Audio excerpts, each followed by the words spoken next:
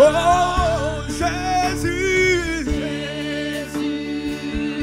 nous te couronnons, nous te proclamons roi.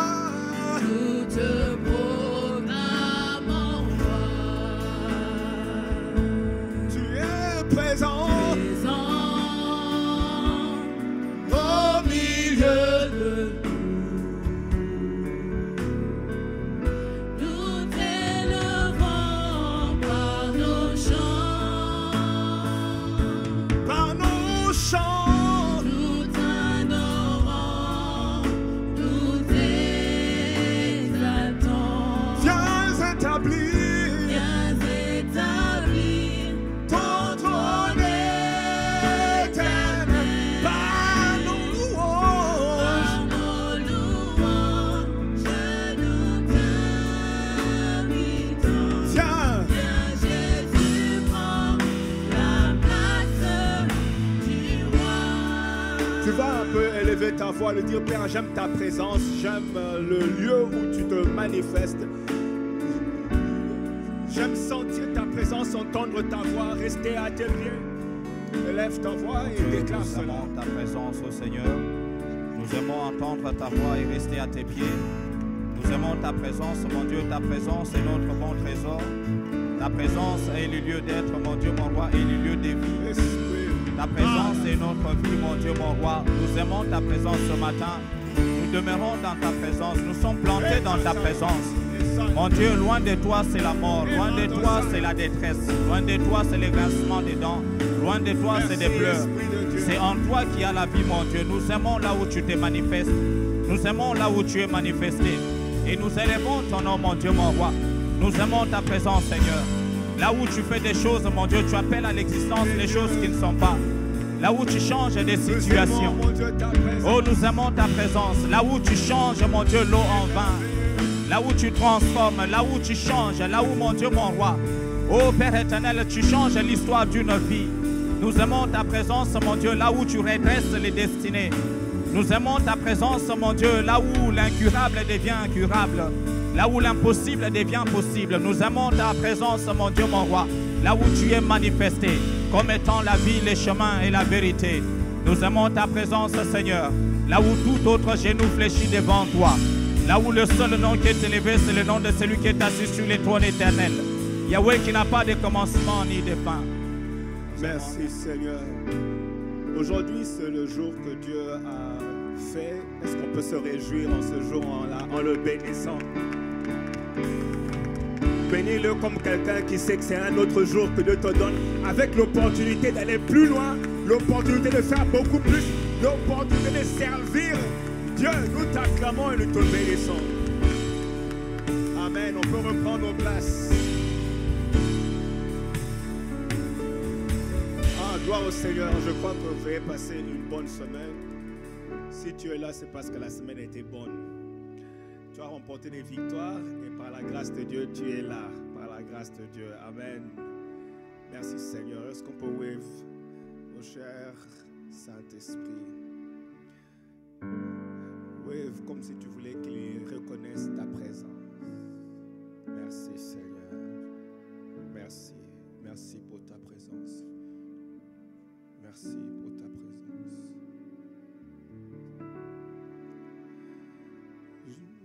Je veux rester à tes pieds, ô mon roi.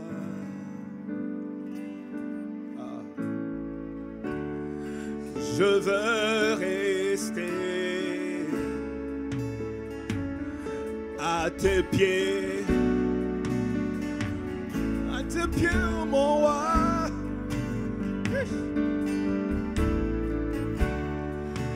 Je veux rester à tes pieds, oh mon roi. Je veux rester.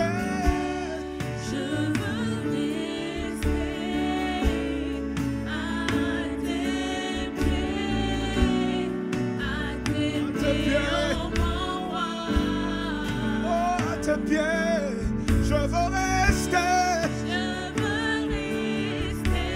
ça ma prière. À tes pieds, À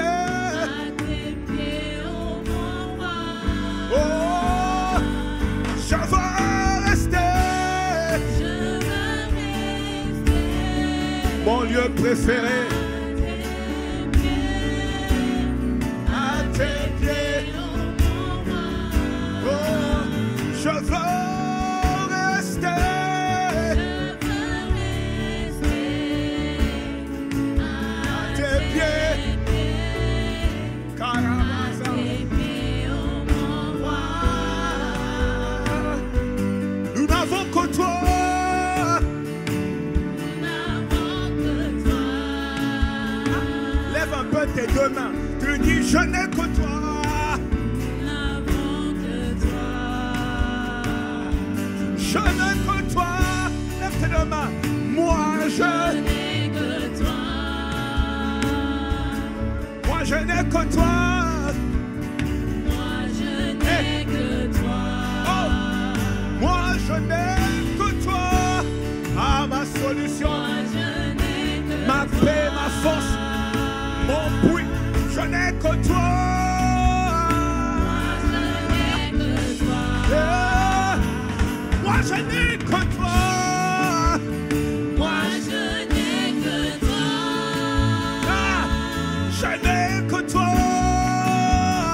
Moi je Y a-t-il un amoureux de Dieu ici qui comprend?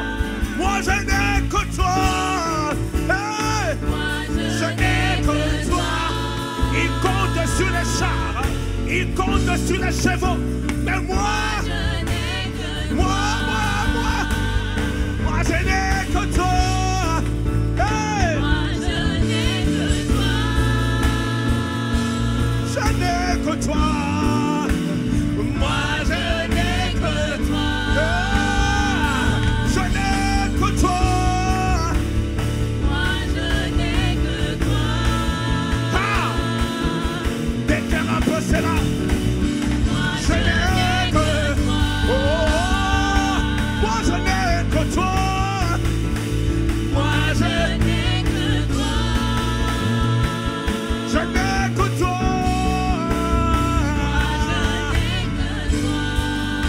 Ah, ah, je veux rester. Aïe.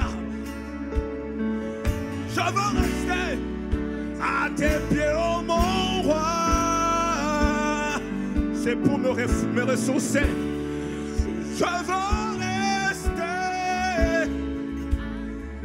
Je veux rester à tes pieds, oh mon roi. Je veux rester.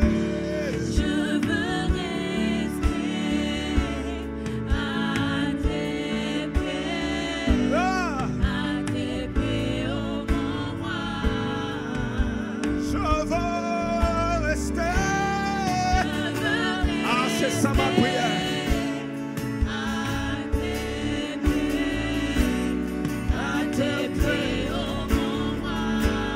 Élève un peu ta main, tu dis, je viens me ressourcer.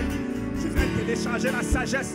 Je viens télécharger une dose de sagesse que je n'avais pas avant. Je viens me ressourcer à tes pieds. Je viens reprendre des forces. Élève ta voix et parle à Dieu. Je viens prendre des forces, mon Dieu, à tes pieds. Je viens me ressourcer dans ta présence, mon Dieu, mon roi. Je viens me réapprovisionner, roi des gloires. Yahweh, je viens en toi, je trouve ma force là où je suis faible. Lorsque je suis faible, mon Dieu, mon roi, je viens m'approvisionner de la force. Oui, tu es ma force, oh mon Dieu, mon roi. Je viens recevoir ta sagesse, oh mon Dieu. Je veux me débarrasser de la sagesse du monde et je viens m'approvisionner de ta sagesse. Je viens recevoir l'intelligence d'en haut. Je viens m'approvisionner de la paix, mon Dieu, mon roi, de ta joie. Oui, la joie de l'Éternel est ma force. Je viens m'approvisionner, mon Dieu, mon roi, de ta paix qui surpasse toute intelligence.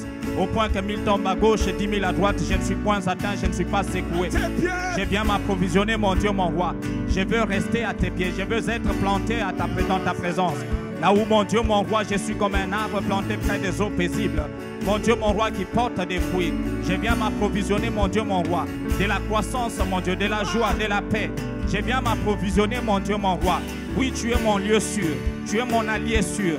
Tu es mon Dieu, mon roi, c'est lui qui fournit et pourvoit pour moi. Tu es mon Dieu, mon roi, c'est lui qui a prévu la providence. Avant même, mon Dieu, mon roi, de m'avoir placé ici.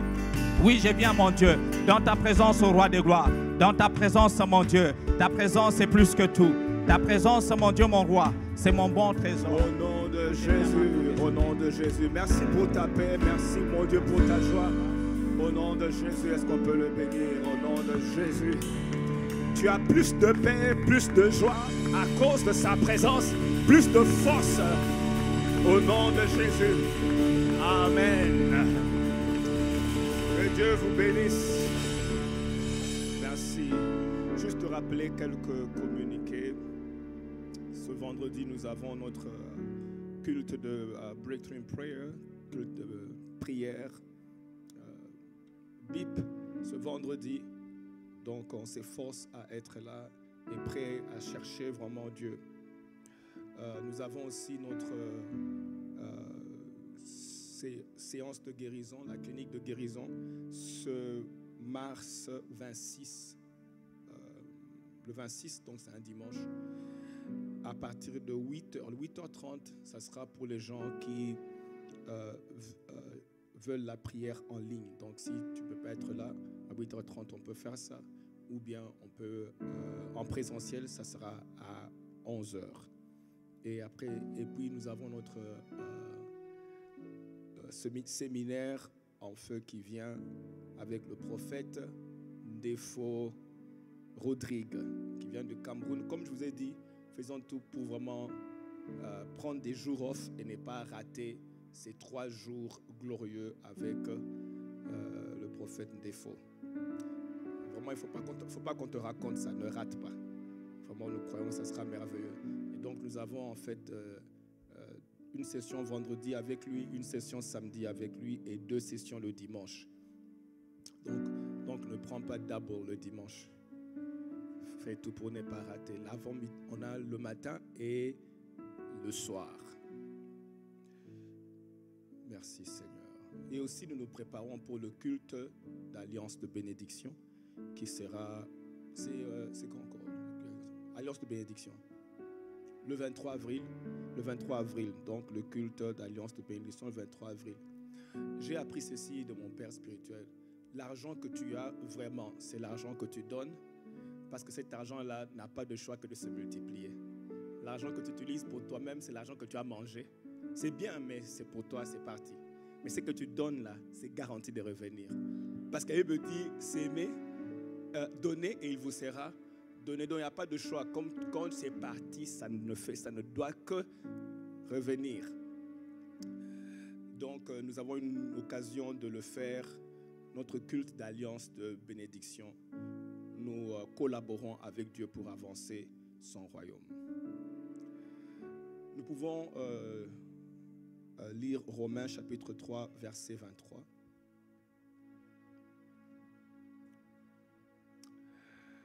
Car tous ont péché et sont privés de la gloire de Dieu. Aujourd'hui, il y a beaucoup de sciences qui naissent. Il y a beaucoup la technologie avance avec une grande vitesse. Les scientistes, les historiens, les sociologues, les économistes, les politiciens essayent de trouver des solutions pour résoudre le problème de l'homme. Ils font des recherches d'arrache-pied pour trouver qu'est-ce qu'il faut exactement pour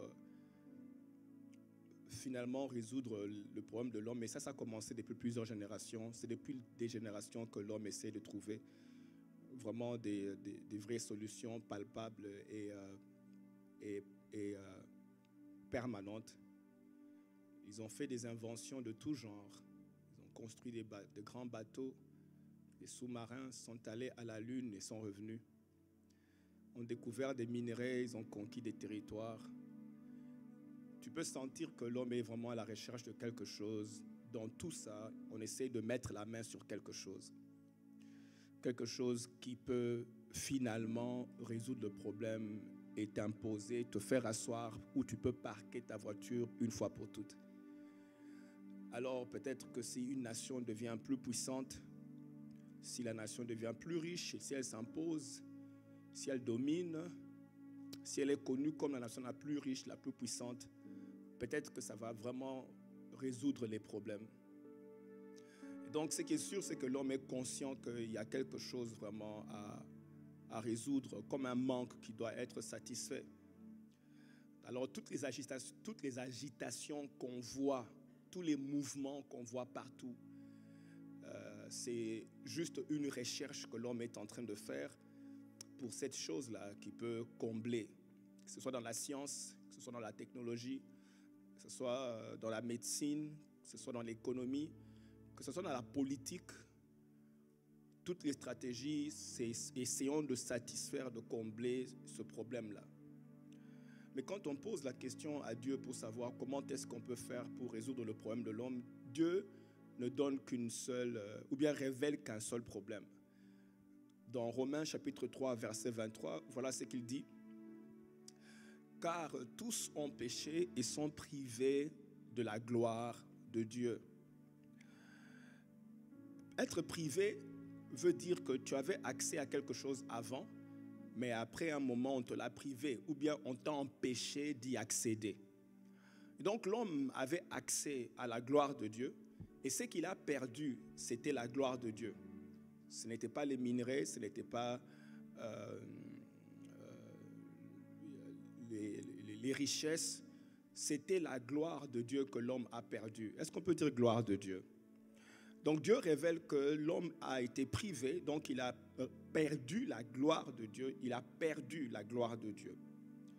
Et donc ce qui manque à l'homme aujourd'hui, c'est la gloire de Dieu, ce n'est pas les richesses ni les minerais, parce que les minerais sont là et les richesses sont là. Oui, la terre ne s'est pas vidée ou la terre ne s'est pas épuisée. Toutes ces choses sont là, mais seulement que l'homme a perdu la gloire de Dieu. Est-ce qu'on peut encore dire la gloire de Dieu? Et donc, c'est comme ça que Dieu traite le problème de l'homme. Il lui dit, ce n'est pas les richesses, c'est la gloire de Dieu que tu as perdue.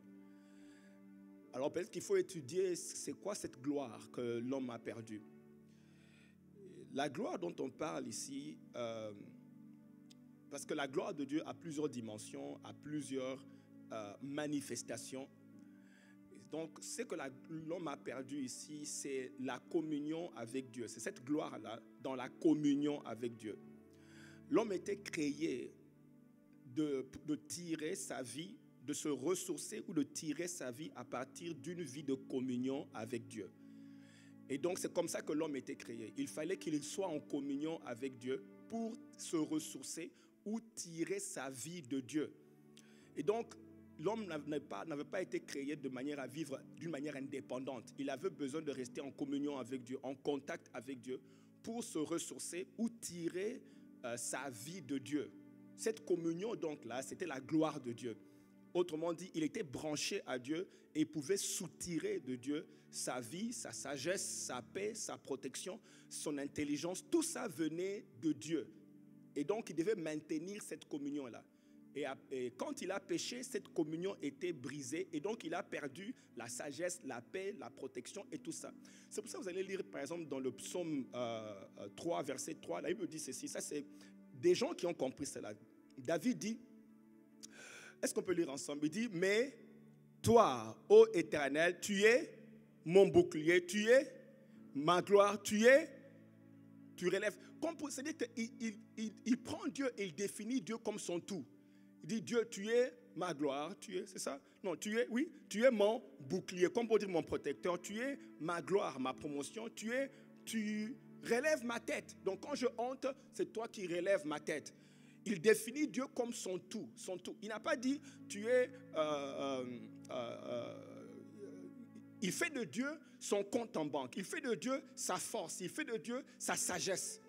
Parce qu'il a compris que l'homme était créé de manière à être connecté à Dieu et de tirer de Dieu toutes ces choses dont il a cité.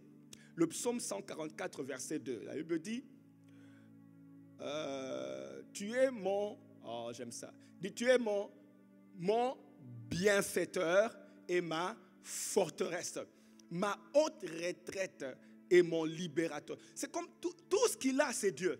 Et Dieu, il utilise plusieurs noms pour essayer de décrire qui Dieu est. Bon, ça c'est en français. Tu peux aussi prendre, toi tu prends et tu décris dans ta langue là. Tu peux même citer tout ce que tu veux jusqu'au point de dire que Dieu est mon pain. C'est la même chose. Tout ce que toi tu trouves en Dieu, Dieu est tout ça. Et Dieu voulait justement qu'il soit traité comme ça. Il veut que tu le regardes et dises, tu es mon tout. Il veut que tu le regardes et dises, tu es mon tout. Dis un peu, tu es mon tout. Ça veut seulement dire que quand j'ai besoin de quelque chose, je me connecte à toi et je télécharge ce dont j'ai besoin. Quand j'ai besoin d'être élevé, je me connecte à toi et je décharge l'élévation. Quand j'ai besoin d'être protégé, mon bouclier, je me connecte à toi et je décharge, je télécharge la protection. Quand je cherche un refuge, ce que j'ai à faire, c'est de me connecter à toi et de télécharger le refuge. Dis un peu, connecte-toi. Il dit, tu es mon bienfaiteur. Quand j'ai besoin d'être bien traité, je vais à Dieu et il me traite bien. Quand j'ai besoin d'être protégé, je vais en lui et je trouve en lui ma forteresse. Et donc, l'homme était créé. C'est comme ça que Dieu voulait que l'homme vive, qu'il trouve en Dieu tout ce dont il a besoin. Et ça, pour le recevoir, il fallait maintenant maintenir une communion. Et cette communion avec Dieu est comme un puits intarissable de vie. Un puits dans lequel tu peux puiser à n'importe quel moment et en tout temps. Dis un peu un puits. Alors, ce que Jésus essayait d'expliquer à la Samaritaine, c'était en fait ce principe ici. Jésus assis près du puits de Jacob, lui-même il est le puits, et il dit à la femme, si tu puises l'eau qui est dans ce puits ici, tu auras encore soif. Mais si tu bois l'eau que moi je te donnerai, tu n'auras jamais soif. Donc je suis le puits à côté d'un puits. Choisis quel puits tu veux utiliser. Choisis quel puits. Tu peux aller chez les gens pour qu'ils te protègent, mais ça va arriver à une limite. Quant à moi, ça ne finira pas. Celui qui veille sur toi ne dort ni ne sommeille. Tu as l'option d'aller ou chez les gens ou de venir chez moi. Tu as l'option d'utiliser cette eau ou bien de m'utiliser moi. Mais je dis à la Samaritaine, je veux que tu saches que moi Dieu, je t'ai créé de manière à trouver tout ce que tu cherches en moi. Parce que ça ne pourra jamais te satisfaire. Pendant que l'homme cherche plusieurs options, Dieu continue à se proposer comme l'option ultime de l'homme. Et donc il dit à la femme, si tu vas dans cette eau, tu auras encore soif. Cette femme pensait que l'eau allait satisfaire. Évidemment, Jésus ne parlait pas de l'eau. Parce que il ne pouvait pas dire à la femme, bois-moi. Donc il ne parlait pas de l'eau. Il savait que l'homme était créé pour trouver sa satisfaction dans une connexion avec Dieu. Et si la femme boit cette eau ici, la femme cherchait quelque chose elle était comme les scientifiques, les économistes, les psychologues, tout le monde en train de chercher quelque chose. Elle était aussi parmi ces gens-là qui courent dans tous les sens se disant, mais où est-ce que je vais trouver ce qui va me satisfaire? Et Jésus, assis près du puits, il lui dit, je suis aussi un puits. Mais moi, je suis un puits intarissable. Ah, dis un peu intarissable. C'est-à-dire que moi, je veux résoudre tous les problèmes d'une manière permanente si tu peux prendre cette eau ici. Mais si tu vas à l'eau que tu vas boire, demain encore on verra te trouver ici. Demain, la femme a écouté, Jésus lui dit, donne-moi un peu de cette eau dont tu parles là. Je suis fatigué de tout le temps venir ici. Fatigué d'aller dans tous les sens. Et tu es en train de me dire que tu es la solution ultime. Jésus dit, oui, je suis la solution ultime. Donc la femme est comme beaucoup de gens qui courent dans tous les sens, qu'on voit partout sur la route. C'est le vrai problème de l'homme. Comme je dis, toutes les agitations qu'on voit, c'est qu'il est en train d'aller au puits. Et il puise l'eau qui s'épuise et revient encore. C'est tout ce qu'on voit sur les routes, qu'on voit dans les nations qui s'étranglent. Tout le monde est à la recherche de quelque chose. Et Jésus dit, comme à la femme, vous courez dans tous les sens, mais je suis la solution que vous êtes en train de chercher. La solution, les gens qu'on voit courir dans les bus, dans nos familles, il y a des gens comme ça qui sont en train de courir, en train de chercher quelque chose. On les trouve au travail, les collègues au travail, peut-être ton patron. Il est là, c'est la même chose, il se lève le matin et il est en train de chercher quelque chose. Même quand il vient au travail, c'est parce qu'il est à la recherche de quelque chose. Tout le monde en train d'aller au puits. Tout le monde, le matin quand tu te réveilles, tout le monde est en train de courir vers un puits. Mais ils ne savent pas, si tu ne connais pas Dieu, ils ne savent pas que Jésus est vraiment la chose que tu es en train de chercher. Ils ne savent pas que c'est Dieu qui peut combler tous ces vides-là. ils ne vont pas peut-être vous le dire. Et même si tu parles de Dieu, ils vont résister. Je ne sais pas pour vous, mais même quand je grandissais encore, bon, je veux dire, avant de connaître le Seigneur, on me parlait de Dieu, je discutais. Et beaucoup de gens, même à cause du fait qu'ils ne connaissent pas vraiment leurs besoins, ils vont discuter si toi tu leur dis que ton besoin c'est Jésus. Ils vont dire, ah, laisse-moi tranquille, laisse-moi là-bas. Je me rappelle, moi je disais aux gens, si ça marche pour toi, ça ne veut pas dire que ça va marcher pour tout le monde. C'est bien pour toi. Moi, j'ai trouvé ma propre solution à moi. C'est parce que l'homme, à un moment, n'est pas conscient du vrai problème qu'il a. Et donc, il va aller trouver des solutions ailleurs parce qu'il n'est pas conscient. Et si tu lui parles de Jésus, il va discuter. Bon, l'une des raisons pour laquelle les hommes discutent quand tu parles de Jésus, c'est aussi parce que nous aussi, on ne sait pas bien parler. En fait, on ne sait pas c'est quoi même l'évangile qu'on doit prêcher. Si on pose la question à quelqu'un ce matin, c'est quoi prêcher la bonne nouvelle? C'est quoi la bonne nouvelle? On aura chacun des versions différentes. Pour d'autres, la bonne nouvelle, c'est tu iras en enfer. Mais est-ce que tu iras en enfer est une bonne nouvelle? Et pourtant, tu vas voir des gens sur la route avec des pancartes. Get saved or you're going to hell. Ça, c'est une bonne nouvelle.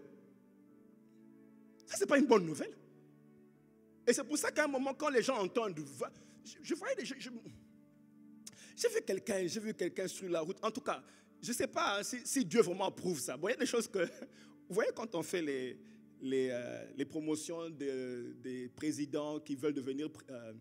comment on appelle, les candidats à la présidence, tu vois une promotion et à la fin de la promotion, tu vois le candidat qui dit « Je m'appelle tel, j'approuve ce message-là. » Ok? Moi, je pense qu'il y a des messages que les gens donnent que Dieu n'a pas approuvé. Non, c'est vrai, il prêche et quand il a fini, Dieu dit non. Moi, je n'ai pas dit que les gens... La bonne nouvelle, ce n'est pas que les gens iront en enfer. Ça ne peut pas être une bonne nouvelle.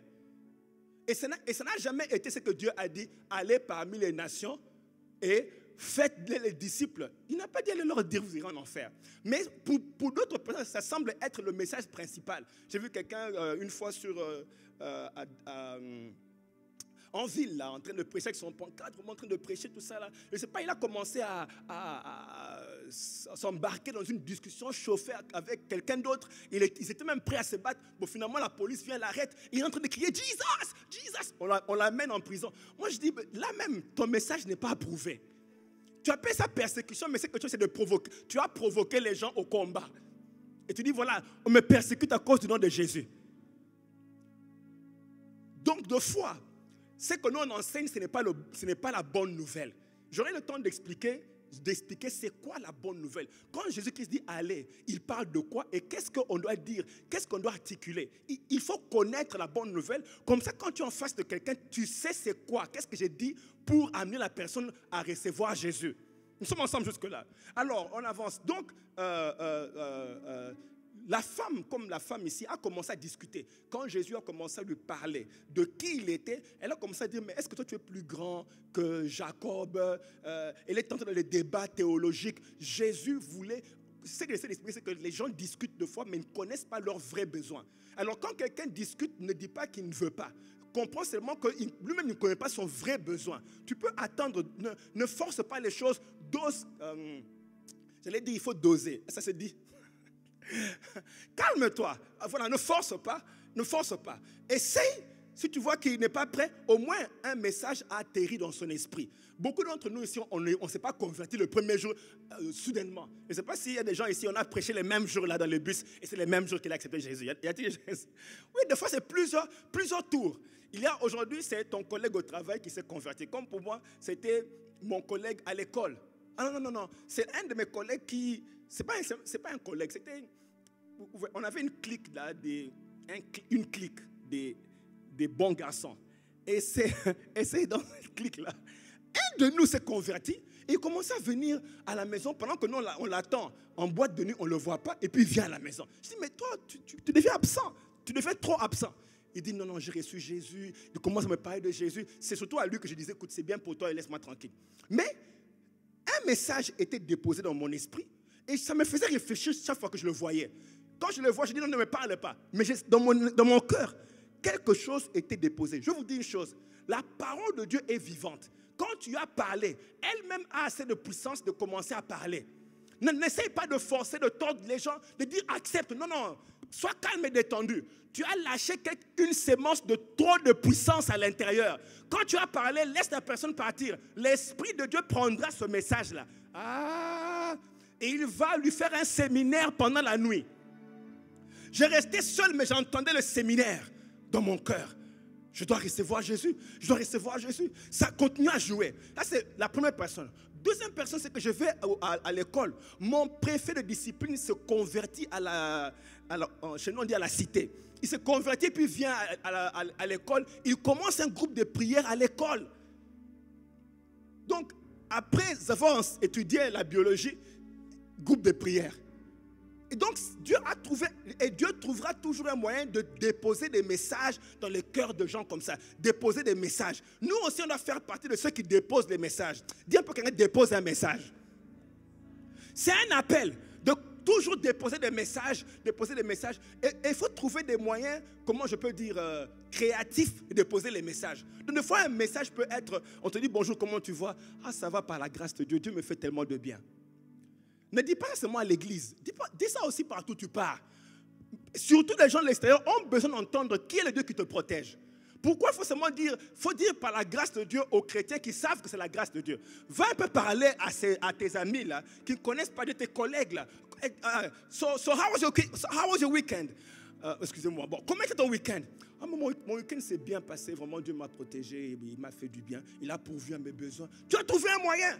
Si tu dis je passe, c'est comme une fois j'étais à l'immigration, l'officier d'immigration me voit et me dit ok, tu viens d'où? Moi je dis non, j'étais à un voyage missionnaire. Puis il me dit vous allez prêcher quoi? Vous allez tout le temps prêcher, vous allez vous faire de l'argent. Je dis non, on va prêcher. Tu prêches quoi? Ah, j'ai dit officier. J'ai dit bon, je n'ai pas voulu parler de choses compliquées. J'ai dit vous savez, quand Jésus-Christ est mort, il était mort pour nos péchés.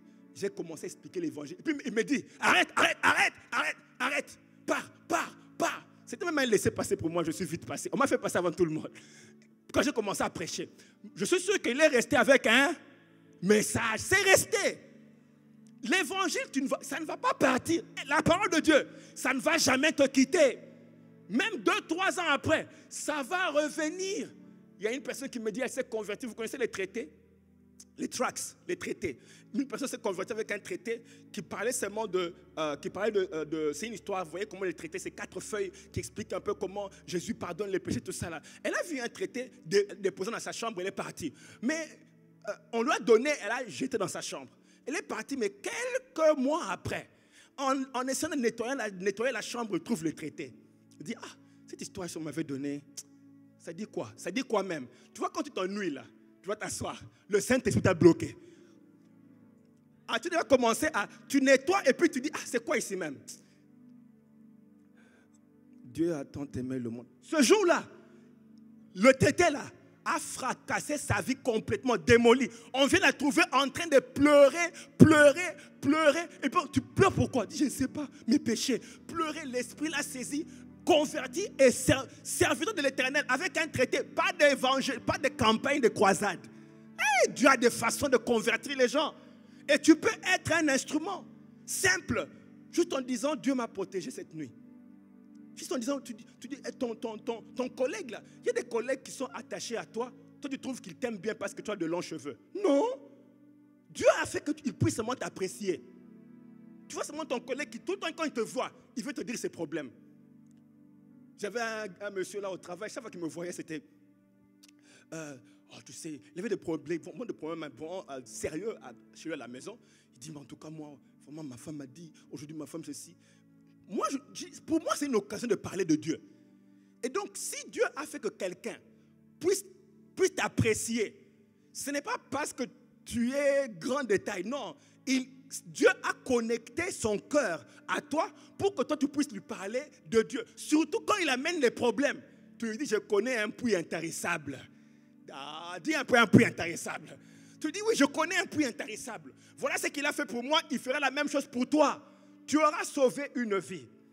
Alors c'est comme ça que Jésus trouve la femme samaritaine et il avait le discernement de lui dire, écoute, voilà le problème que tu as vraiment. Ce n'est pas un problème d'eau. Ce n'est pas de l'eau que tu cherches. Voilà le vrai problème que tu as et voilà comment je peux le résoudre. Je dirais que depuis que l'homme a péché, l'homme et tous les gens qu'on voit dans tout... J'essaie de vous montrer un peu l'état des gens qu'on rencontre tous les jours ici. C'est leur état. même s'il ne te le dit pas, même s'il discute, même s'il te dit j'ai beaucoup d'argent, son état là, tant qu'il est pécheur, son état est qu'il est pécheur et il est en train de chercher le puits. Oh, dis un peu, ils sont en train de chercher le puits. Prochainement, quand tu entres dans le bus, tu vois beaucoup de gens là. Tu vas trouver parmi eux plusieurs qui sont en train encore de chercher le puits. Tu vas au restaurant, tu es assis. Plusieurs parmi eux sont encore en train de chercher le puits. Tu entres dans l'avion. Voilà comment moi j'entre dans l'avion. Quand j'entre dans l'avion, je prie que Dieu me mette encore, qu'il mette à côté de moi quelqu'un qui est à la recherche d'un puits. Et dès qu'on est assis, vous voyez ici les gens aiment poser des questions. Hey, hello. Bon, je vais traduire. Bonjour, comment ça va? J'ai dit, hey. Je me frotte les mains. Je dis, voilà quelqu'un à qui je vais amener un puits. Mais c'est ça. Ils vont te dire, ah, bonjour, comment tu vas? Je dis, non, ça va bien. Il y a un monsieur qui me dit, dis-moi, qu'est-ce que tu fais dans la vie? Ici, les gens posent toutes ces questions-là. Je dis, mais qu'est-ce que je fais? Tu veux savoir? Assieds-toi bien. Bon, je lui dis, non, j'aime parler aux gens. Il dit, ah, tu parles de quoi?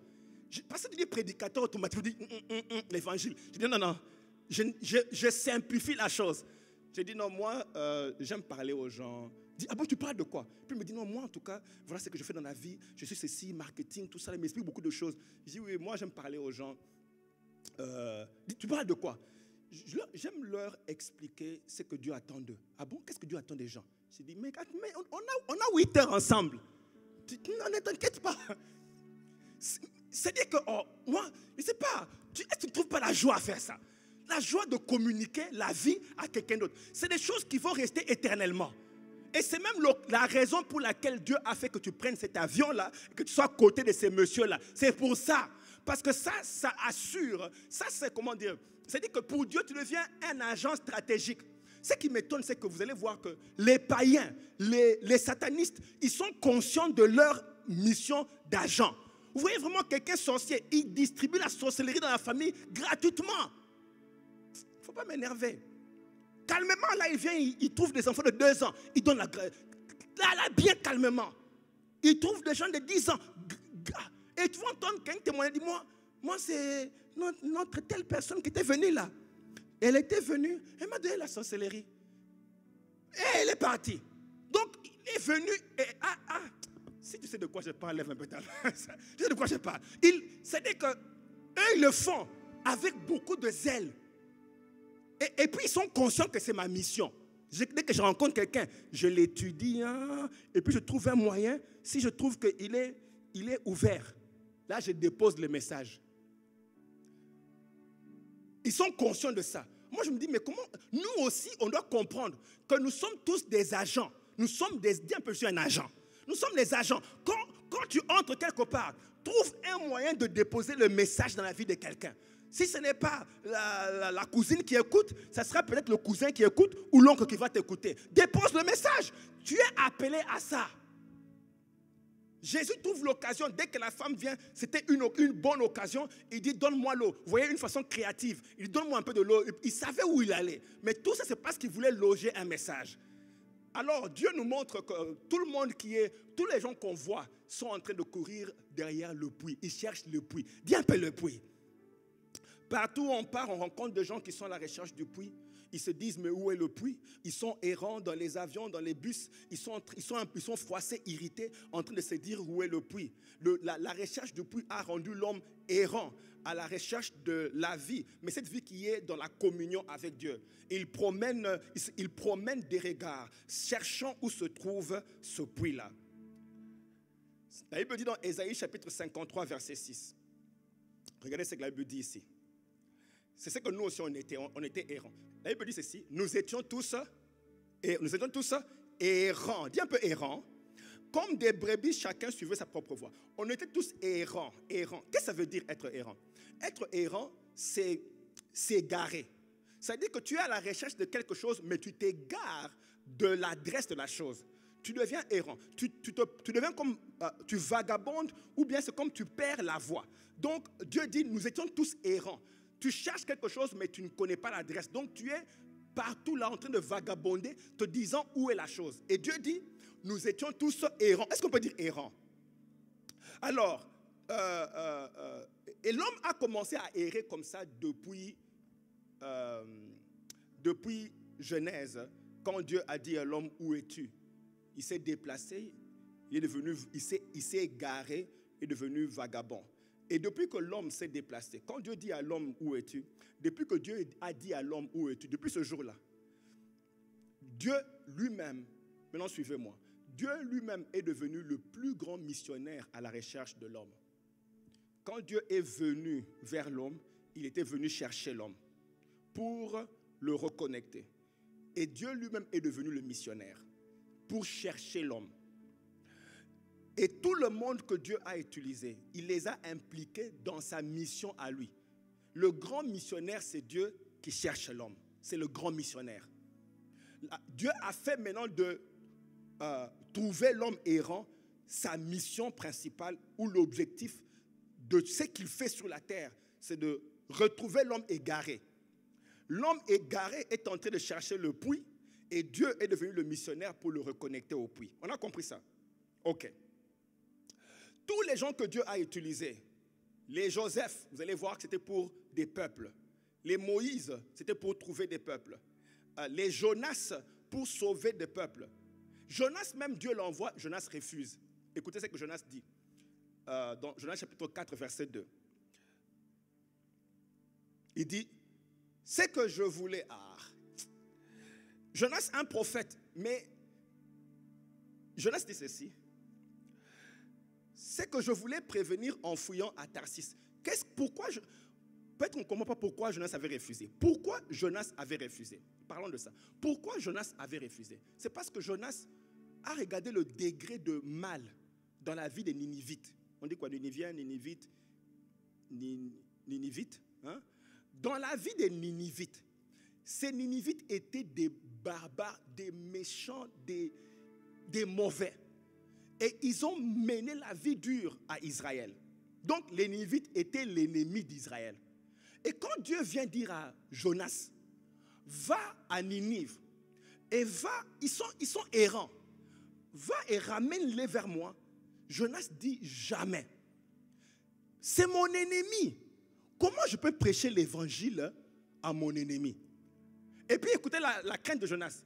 Jonas dit, c'est mon ennemi, je ne peux pas prêcher l'évangile à mon ennemi. Pourquoi? Écoutez ce qu'il dit. C'est ce que je voulais prévenir en fouillant à Tarsis. Qu'est-ce qu'il fouillait? Il dit, car je savais que tu es un Dieu, comment?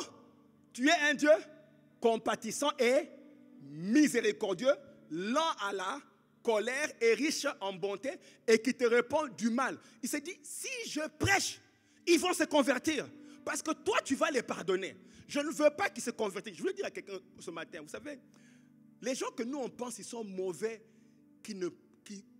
leur conversion même ne pourra jamais arriver. Il y a des gens, quand tu regardes, même toi, tu es découragé. Tu dis, lui. Les autres peuvent te sauver, mais pas lui. Je ne sais pas si vous avez rencontré des gens comme ça. Tu le regardes. Le degré de mal. En tout cas, avec Dieu, hein, Dieu est trop. Tu vois, et puis des fois, tu écoutes les témoignages des gens. J'ai bu du sang, j'ai coupé les têtes, j'ai assassiné. Et puis, il a fait des témoignages. Tu dis, Dieu, qu'est-ce que tu as fait avec lui? Le sang de Jésus. C'est sang ici. Le sang de Jésus. Vous trouvez des gens bizarres, ils sont en train de louer Jésus. Dieu n'a pas de problème de sauver les gens. Tout ce qu'il veut, c'est quelqu'un qui peut prêcher. Il dit à Jonas, va parler. Jonas dit jamais, c'est des mauvais. Dieu dit, va parler.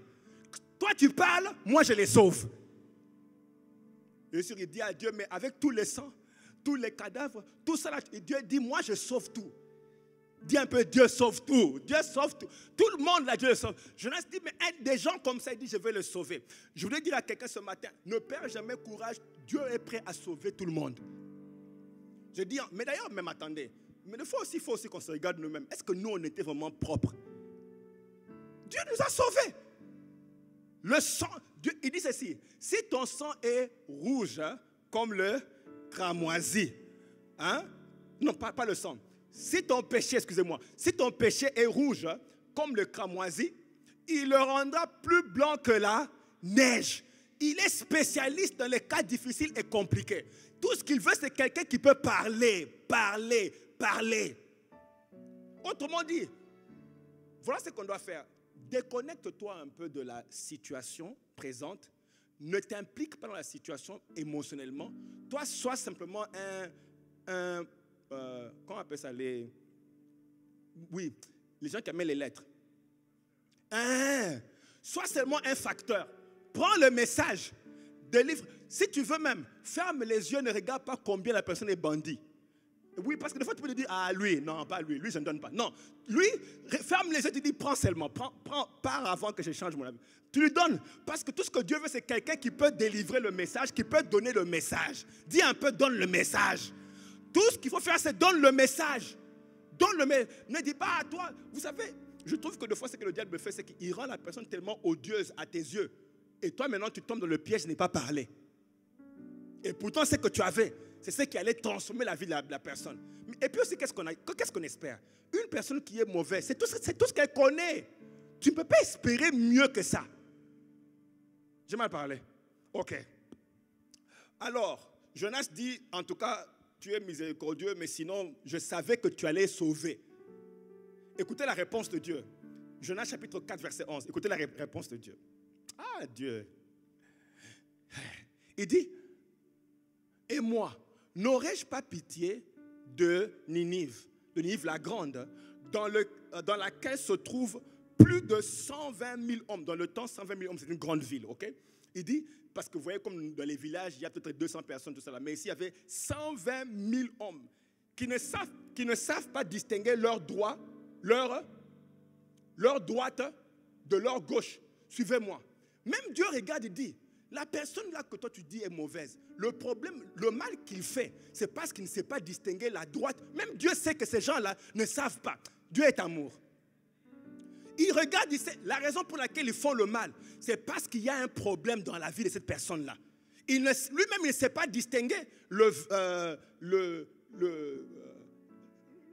droite de leur gauche. Même Dieu vient défendre pourquoi ils font le mal.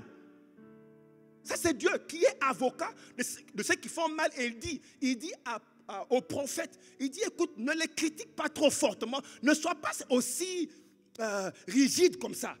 La raison pour laquelle ils agissent comme ça, c'est parce qu'ils ne savent pas distinguer la droite. Oh Seigneur, je ne sais pas.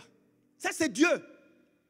Parce que nous, on pense que quand nous, on condamne les gens, on le met en enfer. Dieu aussi, il vient, il les met en enfer. Jamais. C'est pour ça que je dis qu'il y a des messages que nous, on prêche que Dieu n'a pas approuvé. Quand tu dis, vous irez en enfer, vous irez en enfer. Dieu est en train de dire, non. Ils ne savent pas distinguer leur droite de leur gauche. La raison pour laquelle ils agissent comme ça, parce qu'ils ne savent pas. Peux-tu parler, prêche, tu verras. Annonce l'évangile qui va leur affranchir. Dis à quelqu'un, donne le message.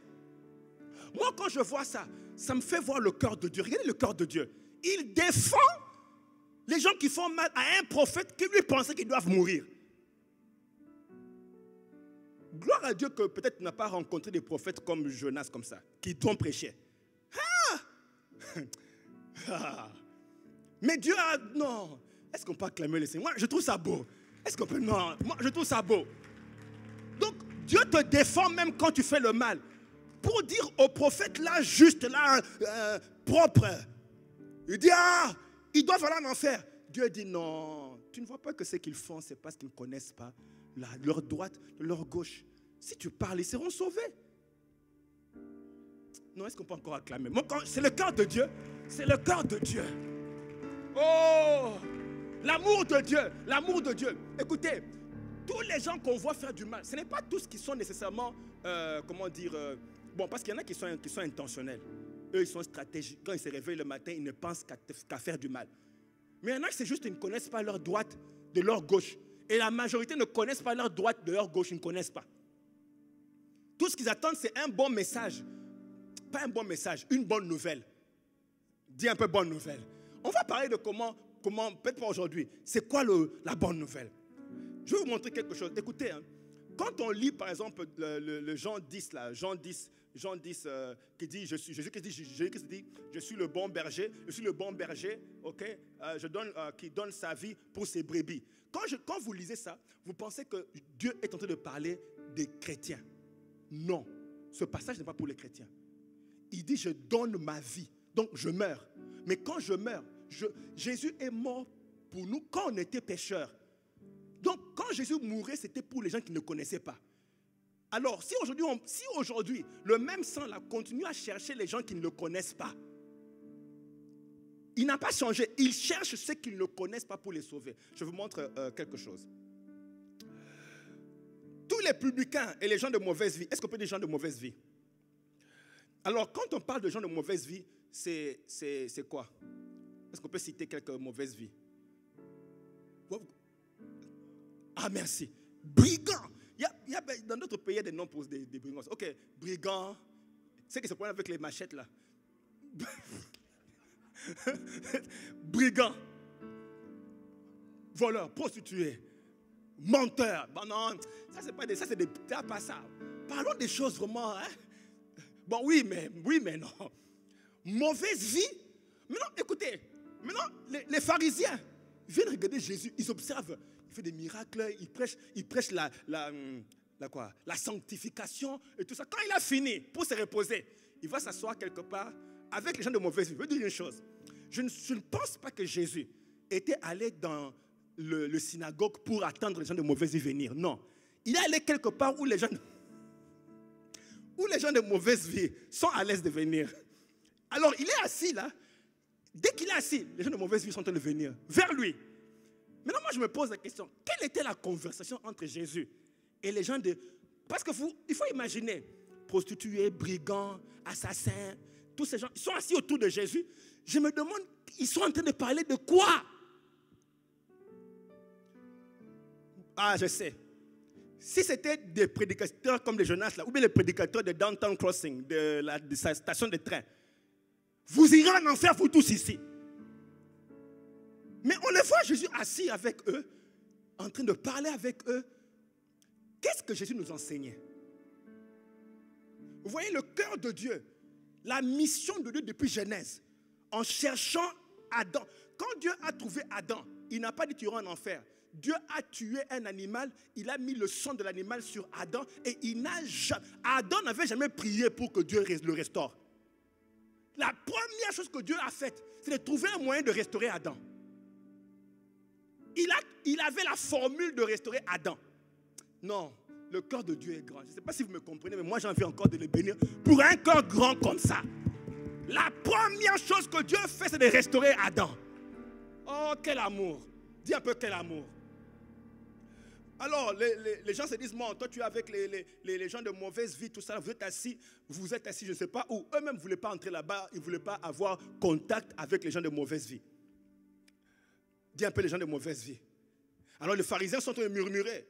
Cet homme accueille les gens de mauvaise vie. Et il mange avec eux. Est-ce que vous savez que manger avec quelqu'un en Israël, c'était un crime de manger avec quelqu'un parce que c'est comme un signe que vous êtes vraiment... Hein, comment on dit en communion, il y a un mot là, comme pour dire vraiment lié. Comment on dit en anglais, buddies. Donc, manger avec quelqu'un. C'est pour ça qu'on n'a pas compris comment Jésus a mangé. Il dit, c'est lui qui mettra le pain dans ma coupe. C'était Judas, mais on ne pouvait pas discerner que c'est Judas parce que si tu manges comme ça, à ce point-là, vous êtes trop intime. L'intimité est montée. C'est comme pendant des mariages, on dit, on prend le verre, on donne à la femme et puis l'homme prend aussi le même verre, il donne. C'est trop intense.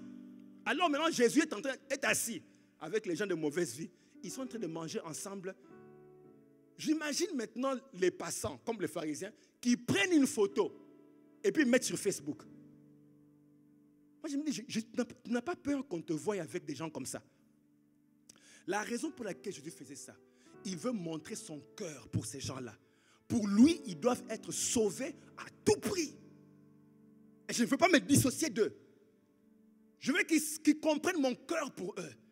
Eux aussi, ils viennent et disent, Jésus, tu connais ma vie. Tu vas faire quoi avec un homme comme moi? Il dit, dans le royaume de Dieu, il y a tous je suis là pour sauver tout. Je cherche le salut. Je veux que tous parviennent au salut. Tous. Toi inclus. L'amour de Dieu. Je vous montre quelque chose en dernier. Et puis il dit, voilà comment Jésus se défend d'être avec eux. Il dit, quel est l'homme d'entre vous, s'il a 100 brebis et qu'il en perd une, ne laisse 99 autres dans le désert pour aller après celle qui est perdue jusqu'à la retrouver. Celle qui est perdue, c'est errant. Vous vous rappelez, je dis errant, c'est perdu ou bien égaré. Donc ces gens-là, de mauvaise vie pour Jésus, ils sont égarés. Et il dit, mais comme ils sont égarés, ce qu'ils font, c'est parce qu'ils sont égarés. Si je leur montre la vraie adresse, ils seront restaurés. Dis un peu les égarés. C'est comme ça que Dieu veut qu'on puisse voir les gens qui ne le connaissent pas. Ils sont égarés, ils sont perdus. Et puis il dit, verset 5, lorsqu'il a trouvé, il met avec joie sur ses épaules. Ça, c'est l'égaré là. Ils disent, dès que je l'ai trouvé, je le mets avec joie sur l'épaule et de retour à la maison, il appelle ses amis et ses voisins. Il leur dit, réjouissez-vous. Il leur dit quoi? Réjouissez-vous. Dis un peu réjouissez. Réjouissez. Dis un peu réjouissez. Réjouissez-vous avec moi car j'ai retrouvé ma brebis qui était perdue ou égarée. Et puis il dit, de même, je vous l'ai dit, il y aura plus de joie dans le ciel pour un seul pécheur qui se répand que 99 justes qui n'ont même pas besoin. Donc, pour Dieu, il est déjà content que nous soyons sauvés. Mais il veut une fête. Et pour avoir une fête au ciel, c'est quand toi tu amènes quelqu'un, le ciel commence à célébrer. Qui veut amener une fête au ciel? Qui veut, oui, provoquer que le ciel commence à danser. Dieu dit, trouve-moi quelqu'un et il y aura une fête au ciel. Tous les justes là, ils sont justes, il n'y a pas de problème. Maintenant, nous sommes à la recherche des égarés. Les gens de mauvaise vie. Un dernier passage qui vous montre le cœur de Dieu. On a vu le cœur de Dieu. On voit le cœur de Dieu. Le cœur de Dieu. Le cœur de Dieu.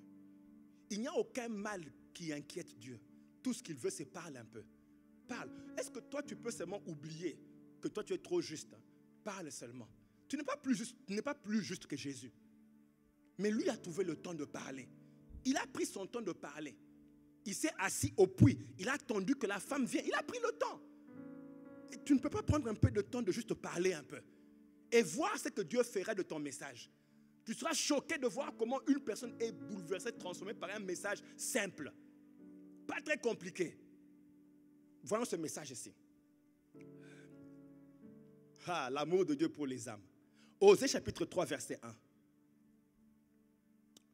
Vous voyez, quand Dieu envoie les gens, non, c'est choquant de fois. Dieu fait des choses choquantes. Mais je pense qu'on ne le comprend pas vraiment. Et il me dit, l'Éternel me dit, va encore et aime une femme aimée d'un amant. Hein? Un amant aussi, ce n'est pas son mari. La femme était prostituée et elle avait plusieurs maris. Enfin, pas plusieurs maris, qu'est-ce que je dis? Elle avait plusieurs hommes. Et maintenant, Dieu dit au prophète, ça c'est un homme de Dieu connu dans la ville. Dieu dit au prophète,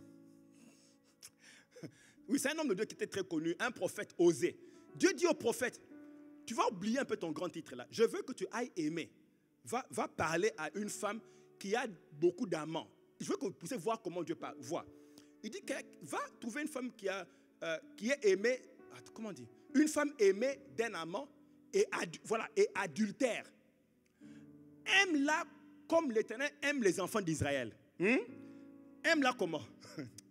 Aime-la comme l'Éternel aime les enfants d'Israël qui se tournent vers d'autres dieux et qui aiment les gâteaux de raisin, c'est-à-dire qui aiment la nourriture offerte aux idoles. Et Dieu dit, je veux que tu puisses aimer cette femme-là. Mais je veux aussi que tu sentes comment moi je sens, parce que pendant que Israël est idolâtre et est en train de me fuir, moi je suis en train de chercher Israël et j'aime Israël. Pendant que Israël est idolâtre, pendant que Israël est adultère, moi je suis amoureux d'Israël. Et je vais prendre Israël. Alors prophète, je sais que tu es juste, tu es comme si, lève-toi des. Va un peu aimer une femme qui a ce problème-là. Écoutez la suite. Donne-moi la suite. La suite du verset. Ok. Écoutez, il dit, maintenant c'est le prophète qui dit, je l'achèterai pour 15 cycles d'argent. Ça c'est le prophète. Il va chez la femme.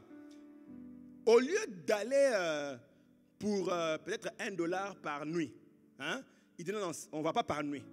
Maintenant, je te donne 15 cycles d'argent. Donc, comme la prendre pour toi. Comme ça, on ne partage pas. Il dit, je l'achèterai pour 15 cycles d'argent, un homère d'orge et un l'étec d'orge. Ça devait être beaucoup d'argent. Et puis il dit, et je lui dis, reste longtemps pour moi. Et suivez, on est ensemble. Hein? Il dit, reste longtemps pour qui? Pour moi. Ne te livre pas à la prostitution. Ne sois à aucun homme. Et je serai de même envers. Aïe, aïe, aïe, aïe, aïe. Non, c'est Dieu est trop. On va écouter. Peut-être que nous ne comprenons pas son amour pour les âmes. Mais regarde ça. Il dit, bon, cette femme, elle est errante. Elle va par-ci, par-là, en train de chercher le puits. Elle se dit peut-être que non, tel homme, ce sera mon puits. Il n'y a rien là-bas, elle laisse. Tel homme, ou bien elle se dit, l'argent sera mon puits. S'il me donne beaucoup d'argent, ça ira. Elle ne trouve pas de satisfaction. Alors Dieu dit, bon, c'est une brebis errante. Au lieu de la condamner, fais ceci. Je vais payer le prix de la dot, ou je paierai le prix de mon sang.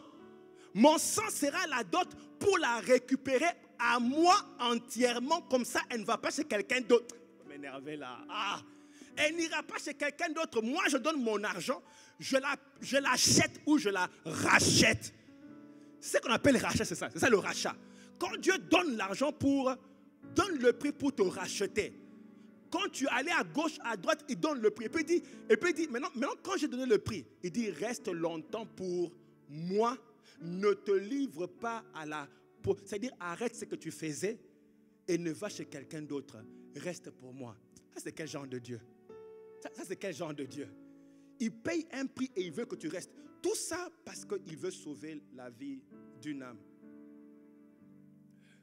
Alors nous, on se dit, non, il y a des gens qu'on déclasse. Il y a des gens qui ne valent pas la peine. Les gens qui ont fait trop de mal. Ceux-là n'en valent pas la peine. Peut-être qu'on est comme les Jonas. On dit, non, c'est un très, très grand pécheur. Il a commis trop de dégâts. Pendant que Dieu lui dit, le sang que j'ai peut récupérer cette personne. Ce sang peut la racheter. Le sang est tellement puissant qu'il peut payer les dettes de la personne, même les dettes qu'il doit à tout ce monde-là. Ce sang peut racheter la personne et elle peut devenir à moi tout entier. Et si quelqu'un peut amener ce message et aller le donner à quelqu'un, il y aura une fête au ciel et le sang va récupérer la personne. Et tout ce que Dieu cherche maintenant, c'est quelqu'un qui va parler. Y a-t-il quelqu'un qui va parler? Vous voyez, Dieu ne dit pas devenez des apôtres. Dieu dit seulement parle. Tu peux même t'arrêter seulement à donner le message. Et le message est assez puissant pour restaurer la vie de quelqu'un. Que ce soit aujourd'hui, que ce soit demain, que ce soit le lundi, que ce soit la semaine. Dis dans ton cœur, je suis un agent. Dieu me place parmi les gens pour déposer un message. Des fois, le message n'a pas besoin d'aller très loin. Ça peut seulement être un message dans ta propre maison. Ça peut seulement être un message pour tes enfants. Ou ça peut être un message pour tes parents. Ça peut être un message pour ton collègue. Des fois, Dieu ne dit pas de devenir missionnaire interplanétaire. Des fois, la mission, c'est seulement au travail. Ou bien tu es... la mission peut être avec tes clients. Il y a beaucoup d'entre nous ici, on est des amis à des garagistes, amis à des... vous voyez les gens qui mettent les pompiers là. Comment on appelle? Oui, les stations d'essence. Voilà, je me rappelle, j'ai un ami, qui a un ami pompier, station d'essence. Je vois, vous entrez de sourire, je vois des amis. Si tu n'as pas un ami, qui a un ami mécanicien? Il faut avoir dans la vie un ami mécanicien, un ami pompier, un ami qui? Pompiste. Un ami avocat. Mais ces gens-là, chaque fois que tu arrives pour pomper, moi je me rappelle, il y a un monsieur qui lui me dit, j'arrive, j'ai laissé mon portefeuille, c'est ça, hein? J'ai laissé mon portefeuille et puis j'arrive, je dis plein, il me connaît, il dit plein, il est en train de remplir. Quand il a fini, je cherche, il n'y a pas de portefeuille. Je dis je n'ai pas de portefeuille. Il dit non, ça va, je te connais, pars, tu reviendras. Je dis je reviendrai, mais dans d'autres pays. Mais ça dit ceci, il faut se poser la question, Qu'est-ce qui a fait que vous avez tissé cette relation? Maximise cette relation. C'est pour Dieu que tu as cette relation-là. C'est pour parler de Dieu. Tu parles, il sera sauvé et le ciel sera en fête. Que Dieu vous bénisse. Ah, il y aura la fête au ciel. Il y aura la fête au ciel. Chaque fois que tu parles comme ça, dis-toi, je viens de déclencher une fête au ciel. Je viens de déclencher une fête au ciel. Dieu est en train de célébrer avec les anges. Gloire au Seigneur. Est-ce qu'on peut se lever?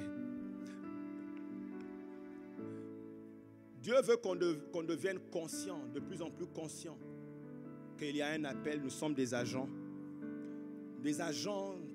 qui communiquent sa parole pour le salut de plusieurs, ceux qui ne le connaissent pas. De la même manière que Jésus a quitté le ciel et est venu sur la terre, c'est de cette même manière aussi que Dieu a fait que tu sois introduit sur cette terre pour rencontrer des gens qui ne le connaissent pas. Et il les envoie autour de toi, il les envoie dans ta maison, il les envoie à ton travail. Commence à prier et dire à Dieu, ouvre mes yeux. Je ne veux pas être ignorant. Et je ne veux pas ignorer les moments qui peuvent rendre le ciel joyeux. Les moments de réjouissance au ciel. Je ne veux pas ignorer ces moments-là. Si tu m'amènes quelqu'un, donne-moi la sagesse de maximiser la rencontre. Ce n'est pas de devenir un grand prédicateur, c'est de juste glisser un message. Un message, une bonne nouvelle. Une bonne nouvelle. Une bonne nouvelle peut seulement être aussi simple que, tu sais que Dieu t'aime beaucoup. Aussi simple que ça. Mais c'est ça la bonne nouvelle. Élève un peu ta voix, tu dis à Dieu, je veux être sensible. Augmente ma sensibilité aux âmes perdues. Élève ta voix, dis ça à Dieu. Seigneur Dieu, je veux être sensible. Augmente ma sensibilité aux âmes perdues, mon Dieu. Oui, Seigneur, mon roi. Je ne veux pas gaspiller l'opportunité que tu mets devant moi de ton créer programme, une fête mon Dieu, au même ciel. sur cette terre. Je ne veux pas, mon Dieu, rater l'opportunité. Je veux maximiser chaque opportunité, chaque temps que tu me donnes, mon Dieu, mon roi. Je veux faire ton Demande programme cette ici grâce sur à la Dieu. terre. Fais-moi la grâce de faire ton programme. La grâce, mon Dieu, mon roi, d'avoir le même cœur que toi. De voir les âmes perdues de la même manière que toi, tu les vois. Qu'elles deviennent une urgence pour moi, mon Dieu, mon roi. Et chaque fois que je marche, partout où je vais, que je le regarde du même œil que toi, mon Dieu, mon roi. Que je cherche, mon Dieu, comment est-ce que je peux toucher. Donne-moi la sagesse. Donne-moi l'intelligence, mon Dieu, mon roi, de savoir comment leur parler. Mon Dieu, que je ne sois pas vite à juger, que je ne sois pas comme un prophète, mon Dieu, mon roi, qui va proclamer les malheurs, mais que je sois plutôt celui qui a le cœur de Dieu. Mon Dieu, montre-moi comment leur parler. Qu'est-ce que je peux déposer? Comment être porteur de la bonne nouvelle dans leur vie? Mon Dieu, tu as eu pitié de moi, tu as eu miséricorde de moi. C'est ainsi qu'aujourd'hui je suis ici. Fais-moi grâce que je sois aussi un instrument, mon Dieu, que tu peux utiliser pour que plusieurs qui ne te connaissent pas parviennent à te connaître. Car tu as dit, j'ai encore plusieurs de mes produits qui sont là dehors. Mon Dieu, rends-moi sensible afin que je sache le repérer. Rends-moi sensible afin que je sache les voir. Rends-moi sensible, mon Dieu, que je sache leur parler. Donne-moi ta sagesse. Utilise ma bouche comme un instrument. Utilise-moi comme un instrument. Ils ont besoin de toi. Ils ont besoin de toi.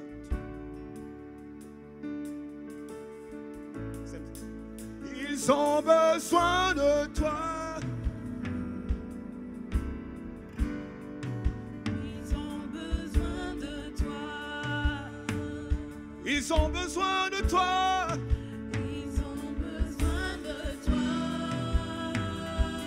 Oh, Ils ont besoin de toi. ils ont besoin de toi.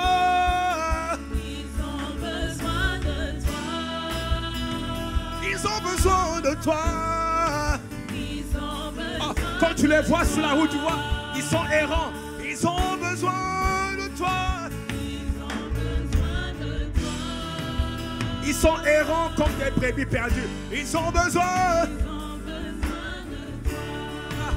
Ils ont besoin de toi. Hey! Ils ont besoin de toi. Regarde-les, regarde-les. Dis, ils ont besoin de toi. Ils ont besoin de toi.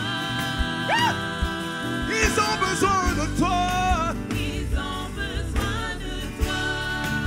Ils sont peut-être dans ta famille. Ils ont besoin. Ils ont besoin de toi. Ce sont mes collègues, ce sont mes clients. Ils ont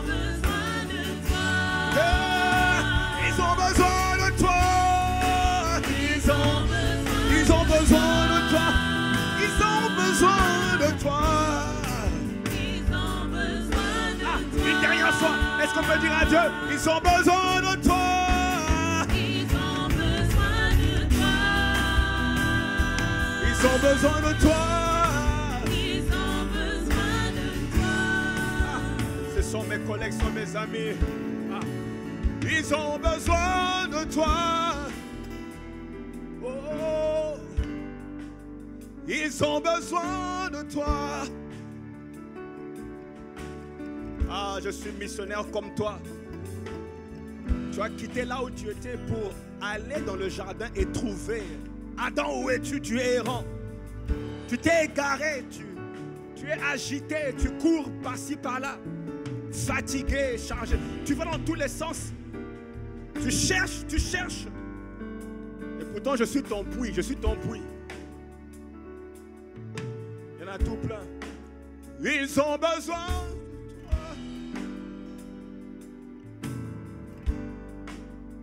Ils ont besoin de toi. Ils ont besoin de toi. Oh Jésus.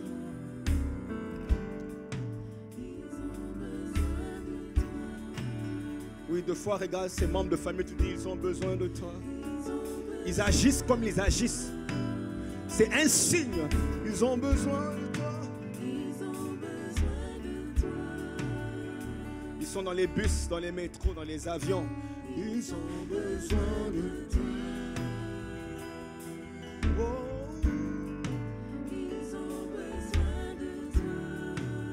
Est-ce qu'on peut lever nos mains vers lui, vers Dieu? Mon Dieu, tu cherches des messagers, tu cherches des messagers. Le porteur de bonnes nouvelles. Comme tu dis dans Ésaïe 61, l'Esprit du Seigneur est sur moi car il m'a oint pour porter, amener de bonnes nouvelles, prêcher la bonne nouvelle. C'est ça, c'est un message que nous avons. Et il n'y a que ceux qui ont goûté à ce message qui peuvent en parler. Des véritables témoins. Tous ceux-là d'entre nous qui ont rencontré Jésus, nous savons ce que ça représente. Nous savons ce que ça fait de le rencontrer. Nous avons donc le message véritable parce que nous-mêmes on a goûté à ce message. Tu peux en parler avec preuve à l'appui. Tu sais ce que ça fait. Tu sais comment ça t'a transformé. Tu n'es pas en train de fabriquer. Tu sais comment tu es devenu. C'est que tu es devenu à cause du message. C'est ce que tu es devenu à cause du message. Ah, merci Seigneur. Au nom de Jésus. Reçois cette sensibilité-là. Reçois cette sensibilité. Par le Saint-Esprit de communiquer la parole de Dieu. La bonne nouvelle au nom de Jésus. Est-ce qu'on peut dire Amen? Bénissons Dieu pour sa parole. Ils ont besoin. Nous allons honorer notre Dieu avec nos biens. Saisissons l'occasion. Saisissons l'occasion. Vous savez, tout ce que nous sommes en train de faire, nous voulons le concentrer vraiment sur le salut des âmes. Même les programmes de clinique de guérison, c'est vrai que c'est pour que Dieu puisse se glorifier et réparer les vies, que les gens soient guéris. Mais ultimement, c'est pour que quelqu'un voie qu'il y a un Dieu vrai dans le ciel qui veut le sauver. C'est ça le point ultime. Parce que si les gens s'arrêtent seulement à être guéris, ils ne vont pas plus loin. Tu peux être guéri puis finalement aller en enfer. Par contre, tu peux être guéri et aller au ciel. Et donc, c'est pour que quelqu'un voie que, ah, mais c'est palpable, c'est un vrai Dieu. Et puis, il donne sa vie à un vrai Dieu. C'est ce qu'il a fait avec la Samaritaine. Il démontre qu'il est Dieu. Et puis, la femme a une preuve. Et d'ailleurs, nous sommes des preuves palpables. Même ta vie. Toi-même, tu es une preuve palpable. Tu dis, si tu veux voir un miracle de Dieu, regarde-moi, j'ai été sauvé. Amen. Et donc, donnons-nous vraiment à cœur pour le salut des âmes. Et des fois, quand on dit invitons, c'est juste une façon simple d'amener quelqu'un à Dieu. Des fois, c'est juste une invitation. Il dit, toi, suis-moi. Viens à notre séminaire, viens à la clinique de guérison, viens seulement, viens t'asseoir et dis-moi si tu ne vas pas rencontrer Dieu. Des fois, c'est juste une invitation. La femme samaritaine a dit aux gens, venez voir quelqu'un qui m'a... C'est simple. Il dit, venez. C'est simple. OK? Alors, des fois, c'est tout ce qu'il faut. Merci Seigneur. On va honorer notre Dieu avec nos biens. Nous sommes prêts. Tout ce que tu donnes, ton argent, c'est ce que tu as donné. Parce que c'est ce qui va se multiplier. Alors, investis dans le royaume de Dieu avec ton argent. Si tu cherches, si tu donnes le cash ou le chèque, il y a des enveloppes qui sont en train de circuler. Tu lèveras la main, on va te la donner. Si tu veux donner par les moyens digitaux, tu peux utiliser les plateformes. Merci Seigneur. Tu vas lever ton téléphone, ton iPad, tu vas lever ton enveloppe et vraiment avec action de grâce, tu présentes quel que soit le moyen que tu as utilisé pour donner, tu présentes à Dieu. Père, au nom de Jésus-Christ, merci encore pour la grâce de te servir avec nos biens. C'est un privilège parce que tout t'appartient. Mais tu as choisi de nous donner une portion de territoire dans le grand champ que tu es en train dans lequel tu es en train de travailler. Nous te disons merci. Merci, mon Dieu, pour ce privilège. Nous s'aimons avec action de grâce et cet argent sanctifie nos maisons, sanctifie tout ce qui nous appartient. Au nom de Jésus-Christ, je bénis tout ce qui donne et je proclame, mon Dieu Père, la moisson, mon Dieu, sur tout ce qu'ils ont donné au nom de Jésus-Christ. Amen. Que Dieu vous bénisse.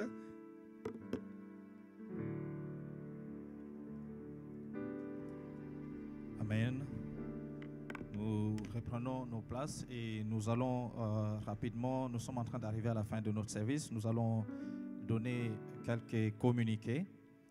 Nous voulons déjà nous préparer pour la Pâque qui est en train de venir le mois prochain. Et pendant cette semaine-là de la Pâque, nous aurons un service puissant. Nous aurons les vendredis saints un temps de célébration que nous appelons City Night of Worship. Et ça sera de 8h p.m. à 11h ou de 20h à 23h. Et les dimanches de la Pâque, nous serons ici toujours de 9h à 12h pour notre service puissant de la Pâque. Donc l'adresse est 100 Brookline Street, ici à Lynn, à Marshall Middle School. Et à part cela, l'église Sabbath Church a aussi un plaisir réel de vous inviter à un séminaire pendant le week-end de Rameau, donc une semaine avant la Pâque. Et pendant ce week-end de Rameau, ça sera du 31 mars au 2 avril, et avec comme invité spécial le prophète Rodrigue Defo. Nous continuons à rappeler, ce sera un séminaire de feu, vraiment qui aura toujours lieu ici à Marshall Middle School. Et l'adresse encore, c'est 100 Brookline Street, ici à Lynn. Invitons, passez un message à quelqu'un, invitez, prends un ami, un membre de famille, invitons et venons profiter de ce temps que le Seigneur nous offre dans sa présence. Nous avons aussi notre BIP qui est en train de venir. Les vendredis 17 mars, nous aurons notre service de BIP qui est Breakthrough in Prayer, un temps intense de prière où nous venons chercher la présence, la face de Dieu. Et nous venons, un temps où nous venons, où il exerce nos mains au combat. Amen. Et donc toute l'Église est invitée à nous joindre à ce temps-là. Ça sera toujours ici à Marshall Middle School. Les familles de vie ont repris la session ou les activités. Et les familles de vie, pour un petit rappel, ce sont juste des cadres, des petits groupes qui se réunissent dans des maisons, dans des cadres plus restreints, où nous partageons la parole de Dieu, où nous partageons un pain de temps en temps et nous fraternisons. C'est vraiment un cadre idéal d'édifier et d'évangéliser les peuples de Dieu, de nous évangéliser, nous fortifier et d'évangéliser aussi les autres. Donc, ils sont conçus pour nous aider à grandir dans notre marche avec le Christ et offrir une atmosphère familiale où nous pouvons ouvertement apprendre et poser des questions. C'est vraiment des temps où nous apprenons, nous posons des questions, nous partageons et nous arrivons à grandir dans notre marche avec le Seigneur. Nous avons des familles de vie dans tous les Massachusetts et qui sont encore en train de naître. Notamment, pour l'instant, nous en avons à Lynn, nous avons à Peabody, nous avons à Beverly, Everett, Lawrence et à Boston. Donc, ils se réunissent à des heures et des jours différents. Donc, il y a des heures différentes et des jours différents. Si vous êtes intéressé, il y en a même qui sont en ligne aussi. Nous avons 2 familles qui sont en ligne. Donc, nous, je ne dirais même pas si vous êtes intéressé, mais moi, je vais vous convier, si vous ne participez pas encore à une famille de vie, contactez un membre ou bien un dirigeant d'une famille de vie. Vous pouvez trouver des informations à la table d'information là-dehors. Vous pouvez vous renseigner comment est-ce que vous pouvez faire pour participer à une famille de vie. Amen. C'est vraiment un temps merveilleux, non seulement pour vous d'apprendre, mais aussi pour vous d'apporter, parce que vous êtes un instrument. Ce que le Seigneur dépose en vous, ce n'est pas pour que vous gardiez, mais c'est aussi pour que vous puissiez partager avec les autres. Donc, toute l'Église, nous ici, nous sommes conviés à participer à ces activités, et c'est de cette manière-là que nous allons aussi amener les autres. Amen. Nous sommes arrivés à la fin de notre service, mais avant de clôturer, je vais demander s'il y a un bien-aimé qui nous a rejoint aujourd'hui pour la toute première fois. Si vous êtes là, nous voulons vous accueillir et dire merci à Dieu pour votre présence. Et si vous êtes en ligne, c'est votre première fois d'assister à notre service. Si vous êtes sur YouTube, vous pouvez regarder dans la boîte à description, il y a le lien numéro 3 qui dit visiteur. En cliquant sur ce lien-là, ça va vous donner un petit formulaire que vous pouvez remplir et nous allons entrer en contact avec vous pour de plus amples informations et répondre à toutes vos préoccupations. Amen. Nous sommes arrivés à la fin, nous pouvons nous tenir debout pour clôturer. Et j'aimerais que tu élèves tout simplement ta voix pour dire merci à Dieu pour la parole qu'il a déposée dans nos cœurs ce matin. La parole de Dieu transforme, la parole de Dieu change, la parole de Dieu, il nous a revitalisé encore ce matin, il nous a redonné encore la sensibilité pour les âmes. Il a déposé encore son amour dans nos cœurs pour les âmes. Donc élève ta voix et dis-lui merci. Merci Yahweh pour la sensibilité aux âmes encore ce matin. Merci pour le rappel de combien tu nous aimes. Tu as été patient avec nous. Mon Dieu, mon roi, jusqu'à ce que nous t'avons reçu comme Seigneur et Sauveur et nous sommes sauvés. Ce n'est pas par notre force, mais c'était tout simplement par ta grâce. Et aujourd'hui, tu nous demandes, mon Dieu, mon roi, d'aller faire la même chose. Non seulement tu nous demandes cela, mais tu nous donnes la capacité, tu nous donnes la sensibilité. Merci donc pour tout cela. Merci pour cette parole, mon Dieu, mon roi, que j'essaie à changer, transformer notre vie, notre perception, notre façon de voir. Merci pour notre semaine que tu as bénie. Merci, mon Dieu, mon roi, pour les portes que tu as ouvertes devant nous. Merci pour l'aide, mon Dieu divin, que tu as déployée à notre bénéfice. Nous te rendons toute la gloire, oh mon Dieu, au nom de Jésus-Christ. Amen. Que Dieu nous bénisse. Amen. Soyez richement bénis. Bonne semaine à vous. Je suis couvert par le sang. Je suis par le sang de l'agneau. Je suis couvert par le sang. Je suis